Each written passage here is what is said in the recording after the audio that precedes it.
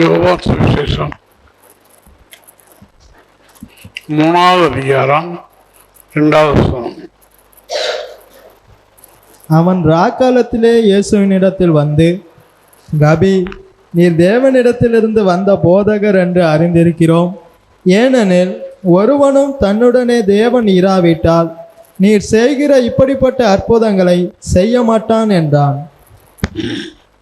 நீ செய்யும்படிக்கு நியமிக்கப்பட்ட உம்முடைய ஓட்டம், உம்முடைய கிருபா ஒருவன் செய்ய மாட்டான். இந்த யார் சொல்றான்? நிக்கோதேம். இவன் யூதர்களுக்குள்ள பரிசேயன். இவனுக்கு எப்படி சொல்றான்? இயேசு பற்றி சொல்றான். இயேசு நியமிக்கப்பட்ட காலத்தான் செய்தார். என்ன செய்தார்? ஒருவனும் தன்னுடனே தேவன் இராவிட்டால் நீர் செய்கிற இப்படிப்பட்ட அற்புதங்களை செய்ய மாட்டான் என்றான். நீர் செய்கிற இயேசு என்ன அற்புதம் செய்தார்? இயேசு செய்த அற்புதத்தை யாராவது செய்தாங்களா? நீர் செய்ய போகிற இயேசு ஒரு அற்புதம் செய்யப்படும். என்ன அற்புதம் செய்யறாரு?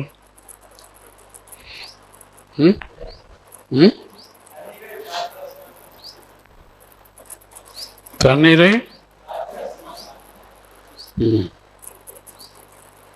தண்ணீர் ரசமாக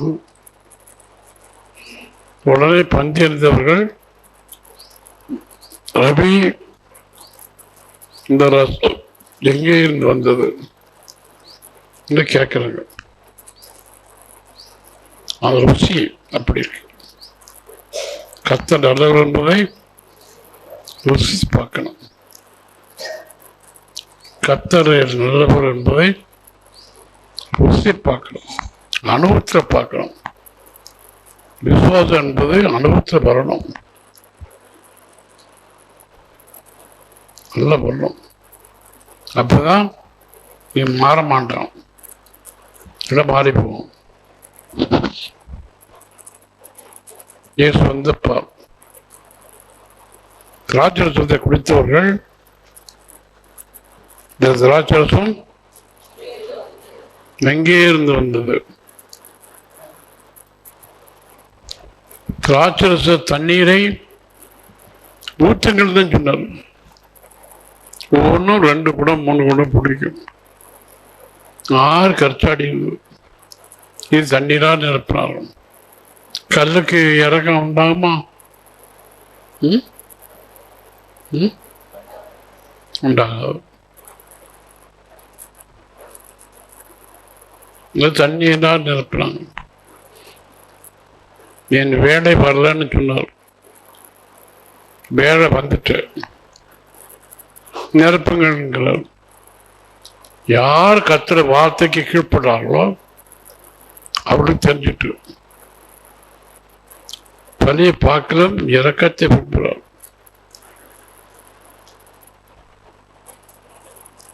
இப்ப மொண்டு கொடுங்க. என்ன செய்யணும்? நீ ஊத்தினெல்லாம் அதே பாத்திரத்தை வச்சு மொண்டு பரிமாறணும். நான் கிறிஸ்டியன் அல்ல, இந்து தான் பிறந்தேன். அவன் இந்து கிறிஸ்டியன் ஃபேமிலியை பிறந்திருக்கான். நான் இந்து தான் பிறந்தேன். எங்க அப்பா வேதக்காரர் பேர், ஆனால் சர்ச்சை பண்ணுறாரு. ஆனால் வேதத்தை கூட படிப்பார், படிச்சுட்டே தான் இருப்பார். சுவிசேஷம் 27ஆம் அதிகாரம் 50 வசனம். இயேசு மறுபடியும் மகா சத்தமாய் கூப்பிட்டு ஆவியை விட்டார். அப்பொழுது தேவாலயத்தின் திரைச்சீலை மேல் தொடங்கி கீழ் வரைக்கும் இரண்டாக கிழிந்தது, பூமியும் அதிர்ந்தது, கன்மலைகளும் பிளந்தது. மகா சத்தமாய்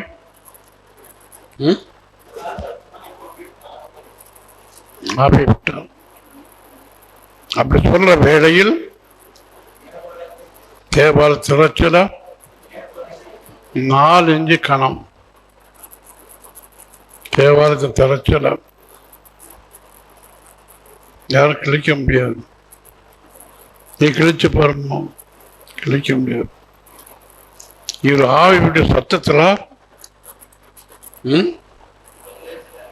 திரைச்சீலை 2ஆக கிழிஞ்சிச்சு. இதே போல பரலோகத்து வாசல் திறக்கப்பட்டது. இயேசு மகா சத்தமாய் கூப்பிட்டு இறைத்த கிழிச்சு ஆவி விட்ட உடனே மூடப்பட்டிருந்த பரிசுத்த ஸ்தலம் திறக்கப்பட்டது.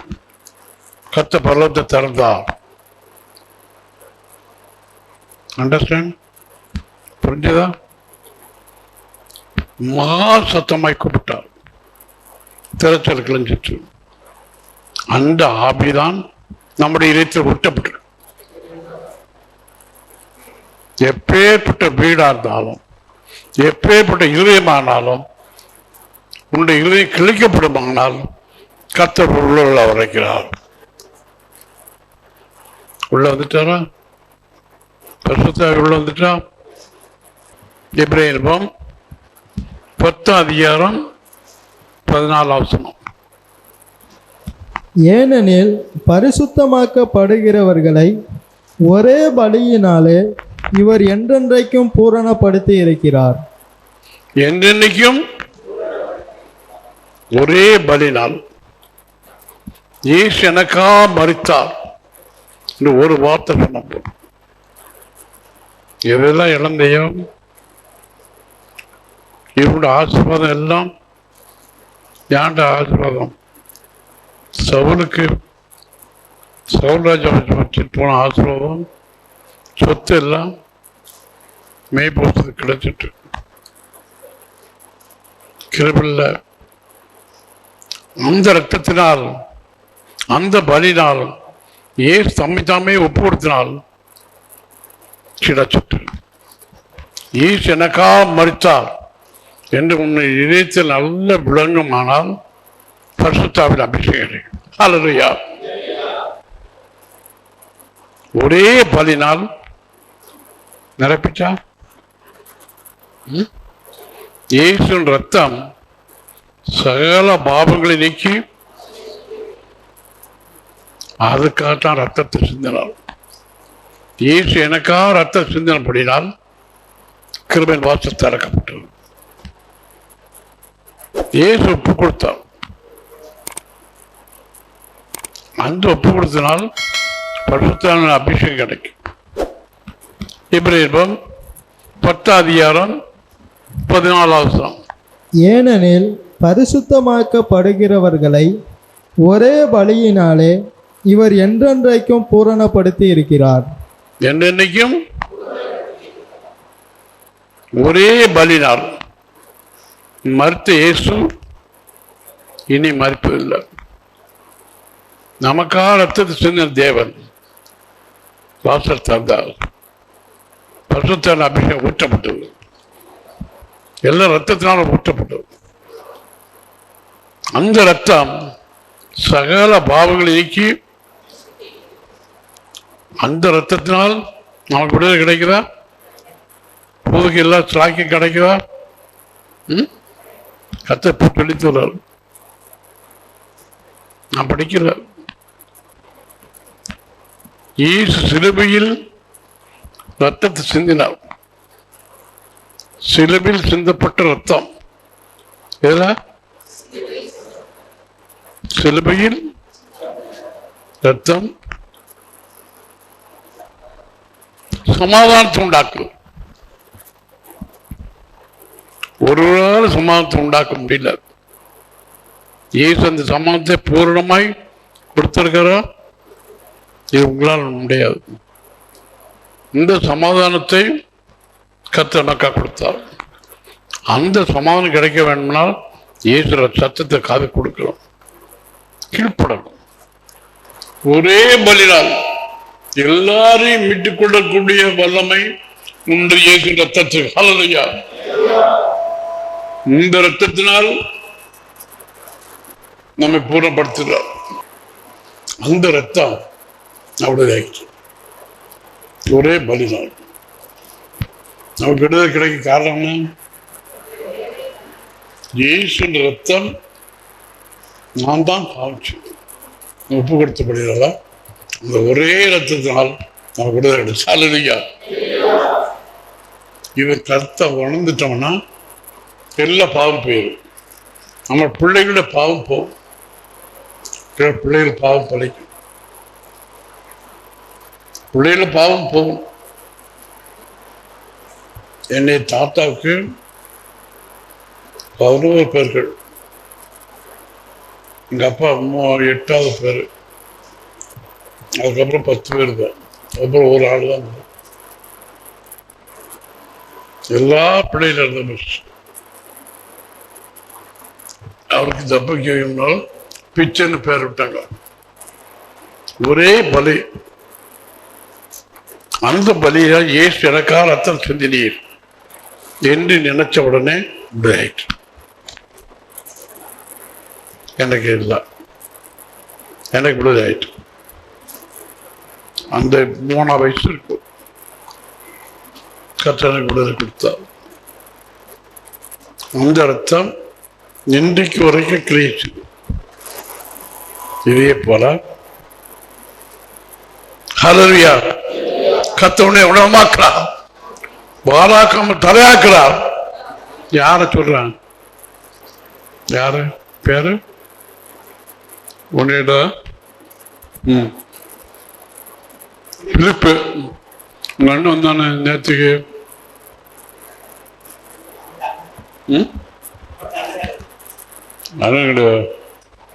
உங்க இவ மகன், ராணி மகன்,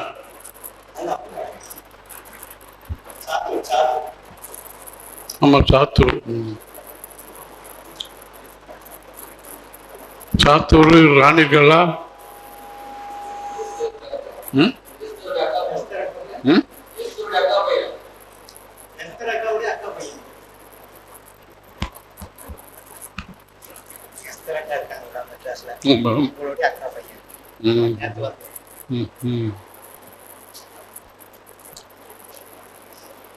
இவன் வேற பெரிய நாள்.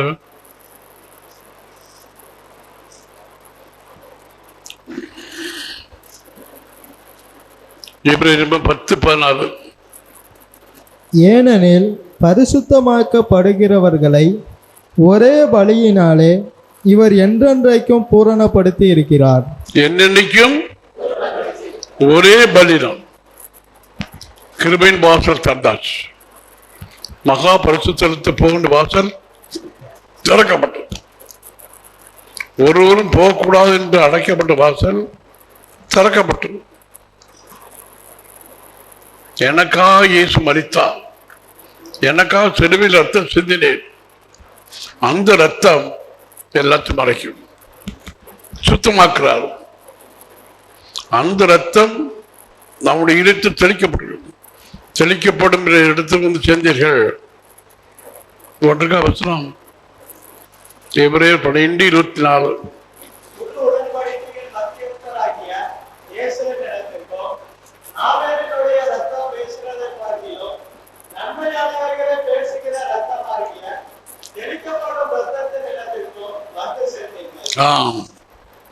எங்க போய் சேர்ந்திருக்கோம்? அந்த கீழ்பட்டாத்தான் அந்த இடத்து போக முடியும். அப்ப ஞானத்தான் எடுக்காம போகலாமா? போக முடியும். கிருபையின் வாசல் திறக்கப்படலாம். வந்து சேர்ந்தீர்கள். தெளிக்கப்படுகிற இடத்துல இந்த ரத்தம் எனக்கு மேல் தெளிக்கப்பட்டு அபிஷேகம் கிடைச்சு, எனக்கு வல்லமையும் கிடைச்சது.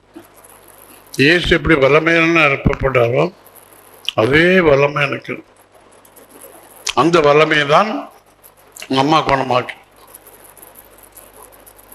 சுவிசேஷம் 27ஆம் அதிகாரம் 50 வசனம். இயேசு மறுபடியும் மகா சத்தமாய் கூப்பிட்டு ஆவியை விட்டார். மகா சத்தமாய் கூப்பிட்டு ஆவி விட வேளையில் கருத்தர் கிழிஞ்சு போச்சு. எந்த வல்லமை கிடையாது. கத்தியத்தில் அர்த்தம் கிடைக்குமா? வாசல் திறக்கப்பட்டது. இதை விட்டுட்டு சபிக்கப்பட்ட இடத்துக்கு பேர் அப்பா. காரணம் வைராக்கியம். இந்த வைராக்கியம் பரலாம் போக முடியாது. வாசல் அடைக்கப்படும். மகா சத்தமாக்கப்பட்டு ஆவிட்டால் திரைச்சல் கிடைச்சிட்டு கிருபல் வாசல் திறந்துட்டாரா? ரத்தம் தெளிக்கப்படுதா? அந்த ரத்தத்தினால் நமக்கு விடுதலை கிடைக்கும், அபிஷேகம் கிடைக்கும். ஹல்லேலூயா. அப்ப அபிஷேகம் கிடைக்க காரணம் என்ன? மகா சத்தமாய் கூப்பிட்டு அந்த ஆவி நமக்குள் வரணும். இயேசு ஜீவன் நமக்குள் கிடைக்கணும். புது வழியை, ரட்சிப்பின் வழியை காமிச்சுட்டான். ரத்தம் மேல தெளிக்கப்படுதா? தெளிக்கப்பட்ட இடத்துக்கு சேர்ந்தமா? பரிசுத்த ஆவினால் நம்ம நிரப்புறாரா? அப்ப ஏன் அபிஷேகம் கிடைக்காது? பரலோகத்து ஆவி, பரிசுத்த ஆவி கிடைக்க காரணம் இந்த மார்க்கம் தான். புது ஜீவன் எனக்கா புது வழி கிடைச்சது. ஜீவனும் வல்லமையும் உள்ளது. மகா சத்தமாய் கூப்பிட்டு ஆவி விட்டார். இது இந்த ஆவி நமக்குள் வரணும். இந்த ஆவி அவருக்குள்ள இருந்த ஆவி நமக்குள் வரணும். இதுதாங்க எனக்கு கிடைக்க காரணம். அப்ப ரெட்டிப்பான வல்லமை கிடைக்க காரணம் என்ன? இயேசு மகா சத்தமா கீழே கூப்பிட்டு ஆவி விடும்போது திரைச்சலை அந்த ரத்தத்தினால் நமக்கு விடுதலை. ஹல்லேலூயா. எல்லாரும் கர்த்தரை ஸ்தோத்திரிப்போம்.